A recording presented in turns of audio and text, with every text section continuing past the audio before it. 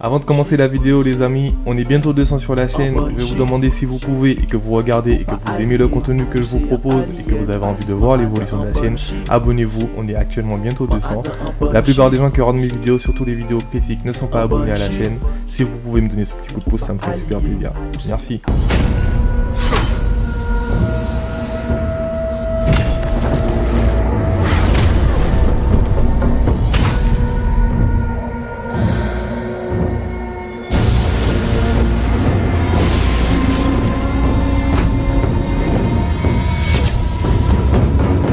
Bienvenue à tous, l'épisode 4 des Anneaux de Pouvoir, disponible sur Amazon Prime, Le Seigneur des Anneaux. Donc l'épisode 4 qui est sorti, un épisode que j'attendais beaucoup.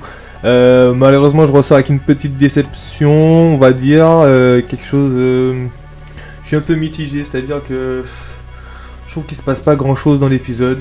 Il y a plein de choses qui sont... Bon, on va faire par le commencement. Adar, ce qui se passe avec Adar et l'elfe. Voilà, déjà je vais commencer par là. Je vais toujours dire l'elfe parce que j'ai du mal à arrondir. Voilà, ce qui se passe entre Adar et arrondir. En fait, moi j'aime pas quand ils te font ça en fait. J'aime pas quand dans une série on te laisse sur un cliffhanger. Je vais vous donner un exemple. Pour ceux qui aiment Star Wars, qui connaissent Star Wars, à la fin de Star Wars, donc du coup épisode 7, on a Rey qui donne le sabre à Luke. D'accord? Au début de l'épisode 8, on a Luke qui prend le sabre et qui le jette comme ça. Donc voilà, ce genre de choses où on va te mettre un petit suspense à la fin, un petit cliffhanger, quelque chose d'intéressant, de cool à voir. Et après, l'épisode d'après, bof, c'est pas... Voilà, le fait que Adar... alors, bien sûr, il libère Arondir en lui disant passe le message et tout, etc. Mais trop sympa le mec quoi.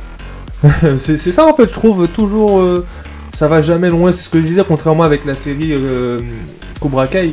Je trouve que eux ils vont là où il faut aller. Voilà, comme je vous l'ai dit dans ma vidéo. Je vous mets un truc là-haut là, hop.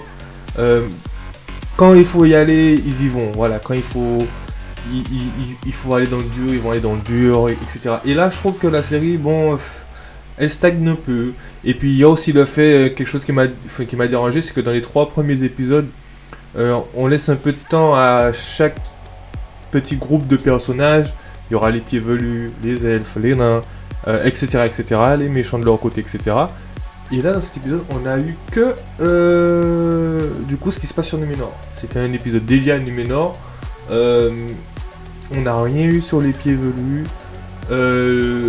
La petite intrigue qui s'installe avec le mec et l'enfant, vous savez, le vieux avec l'enfant de la fille, où il dit ouais, est-ce que tu connais Sauron, et que nous voilà, prépare-toi parce que nous on va être là. Tu vois qu'il y a un truc avec ce mec et tout, etc. C'était pas nul, franchement c'était pas nul, mais bon, c'est vrai que ça commence à devenir long. C'est vrai que ça commence à devenir long. Comme je l'ai dit dans mes précédentes vidéos, je n'ai rien contre le fait que ce soit long. Mais en fait, voilà, en fait, le truc c'est qu'on attend une semaine à chaque fois pour un épisode. Et parfois, quand tu as de l'attente et que tu attends et que tu tombes sur ça, bon, voilà, moi je suis un peu déçu et je peux comprendre la déception. Ce qui n'enlève pas à la série sa beauté, l'écriture, moi, que je trouve... C'est vrai qu'elle est un peu plate, mais elle n'est pas dégueulasse, ça va, ça reste bien fait. Le personnage de Galadriel, c'est le personnage que j'aime bien, en même temps j'aime pas, des fois j'aime bien. J'ai du mal à le comprendre réellement, ce personnage. J'ai l'impression qu'ils nous en font l'héroïne, donc au début j'aimais bien ce délire.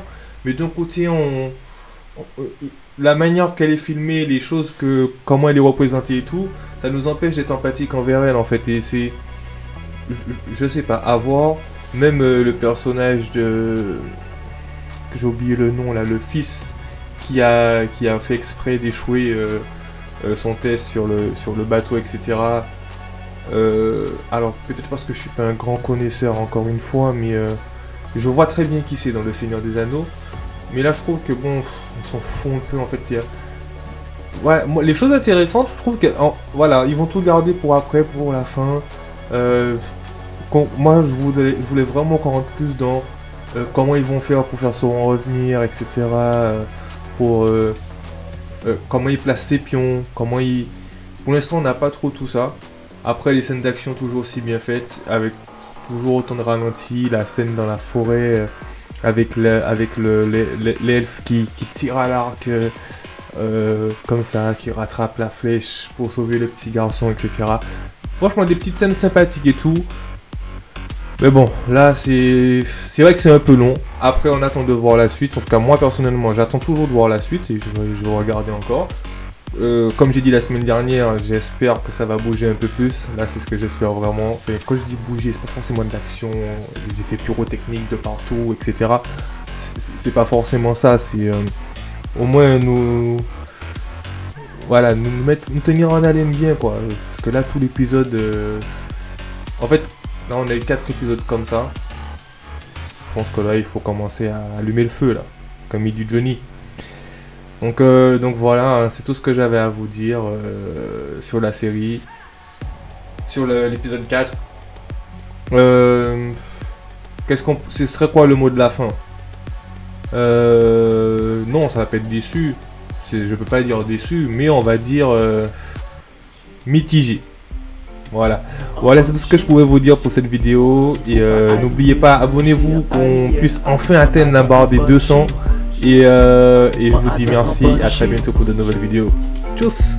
Un banshee, c'est pas allié, ou c'est un alien, ma hâte un banshee.